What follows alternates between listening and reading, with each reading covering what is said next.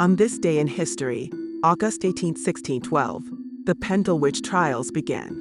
11 people were tried for practicing witchcraft in one of the United Kingdom's most well-documented witch trials.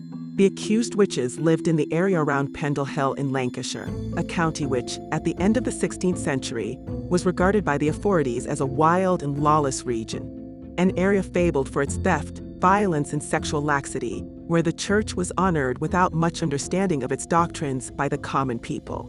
Strongly influenced by Scotland's separation from the Catholic Church during the Scottish Reformation, King James I was intensely interested in Protestant theology, focusing much of his curiosity on the theology of witchcraft. By the early 1590s, he had become convinced that he was being plotted against by Scottish witches.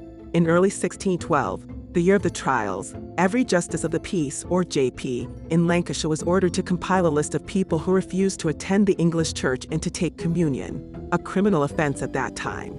Roger Nowell was the JP for Pendle. In March 1612, Nowell investigated a complaint made to him by the family of John Law, a peddler, who claimed to have been injured by witchcraft. Many of those who became implicated as the investigation did consider themselves to be witches, in the sense of being village healers who practiced magic. Alison Device, the granddaughter of well-regarded witch Demdike, encountered John Law in the forest and asked him for metal pins, objects regarded as magical at the time. Whether Law refused to sell or Device refused to pay is unknown, but Law alleged that the devil appeared in front of him in the form of a dog with fiery eyes and threatened to harm him. Device said that Law stumbled and fell, as if he had perhaps had a stroke.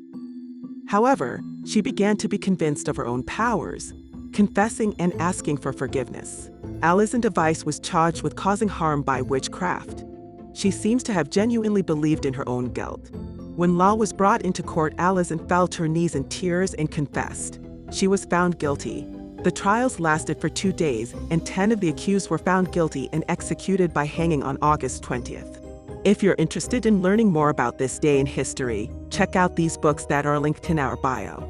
If you use these links, you can support our page.